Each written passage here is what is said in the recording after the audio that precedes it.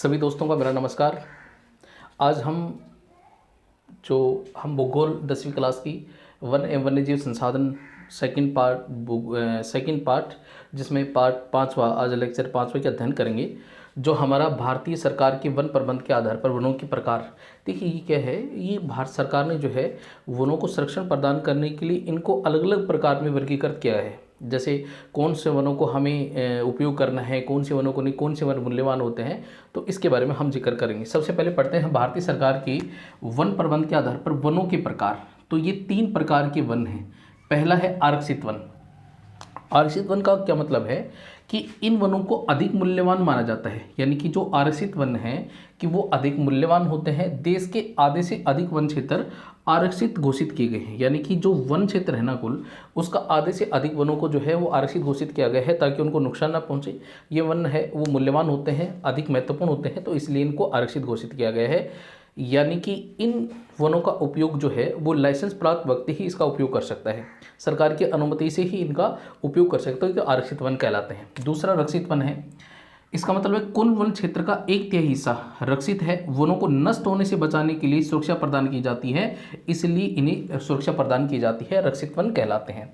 तीसरा है अवर्गीकृत वन। सभी प्रकार के वन और बंजर भूमि जो सरकार, व्यक्ति और समुदाय के स्वामित्व में होते हैं, जिनका उपयोग मतलब समाज के कुछ लोगों, समुदाय या समाज के लोगों के द्वारा इसका उपयोग किया जा सकता है, यानी कि वो चारागाह भूमि हो सकती है जिसमें वनों को उपयोग कर सकते हैं, लेकिन इसकी देख रेख जो है वो सरकार या फिर समुदाय या फिर कोई वहाँ के स्थानीय लोग हैं वो उसकी सुरक्षा प्रदान करेंगे। तो ये है कौन सा, अवर्गीकृत वन।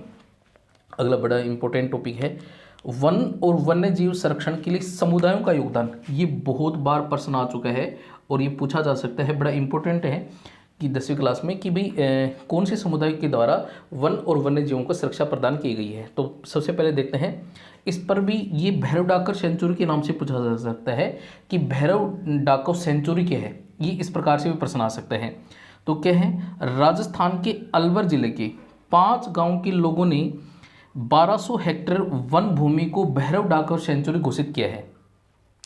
इनके स्वयं के अपने कानून है, यानी कि स्वयं के कानून ये है कि भाई यहाँ पर जो है ना, इस 1200 हेक्टेयर भूमि में किसी प्रकार का खनन या फिर किसी प्रकार की कोई शिकार या वनों को काटना वर्जित है। बाह्य लोगों का जो है घुसपैठ भी यहाँ पर वर्जित है।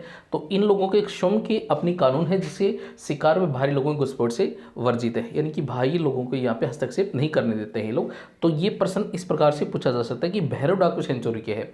तो हम इसमें लिख सकते हैं कि राजस्थान के अलवर जिले के 5 गांव के लोगों ने 1200 हेक्टेयर वन भूमि को भैरव डाकर सेंचुरी घोषित किया है, जिसके स्वयं के अपने नियम कानून है। और इसका मतलब ये है कि ये जो लोग हैं ना, उस शिकार और भारी लोगों की घुसपैठ से वर्जित हैं, यानी कि किसी प्रकार का कोई यहाँ पर वनों की कटाई या फिर जीव जंतुओं का शिकार या खनन क्रिया नहीं होने देते हैं। दूसरा है राजस्थान की बिश्नोई गाँव के आसपास, बिश्नोई समाज के जो लोग हैं उन गाँव के आसपास जो है वो काले हिरण, चिंकारा, नीलगाय और मोरों की झुंड देखे जा सकते हैं। कहने का मतलब ये जीवों की संरक्षण प्रदान की जाती है, यहाँ पर किसी प्रकार कोई शिकार नहीं होने देते हैं लोग। ये प्रकृति प्रेमी और जीव प्रेमी हैं, इसीलिए बिश्नोई गांव के आसपास में है वो काले हिरण, चिंकारा, नीलगाय और मोरों की झुंड आसपास देखे जा सकते हैं। ये प्रश्न ऐसे भी आ सकते हैं कि बिश्नोई गाँव के आसपास कौन सी जीव जंतुओं को देखा जा सकता है, तो ये आप इनको नाम याद कर लीजिए। और भी इसमें हम कह सकते हैं कि जैसे मान लीजिए आदिवासी जो समुदाय के लोग होते हैं, जैसे मुंडा है या जैसे बहुत सारी आदिवासी जनजाति हैं, बिरसा है, मुंडा है, ये ऐसे झारखंड, छत्तीसगढ़ के ऐसे समुदाय लोग हैं जो वनों को पवित्र मानकर उनकी पूजा करते हैं। शादी विवाह के समय जैसे केला है, कदम का पेड़ है, आम है, इमली इत्यादि हैं, उनके वृक्षों के नीचे बैठ करके और उनको साक्षी मानकर ये विवाह शादी करते हैं, तो ये भी इनका संरक्षण प्रदान करते हैं।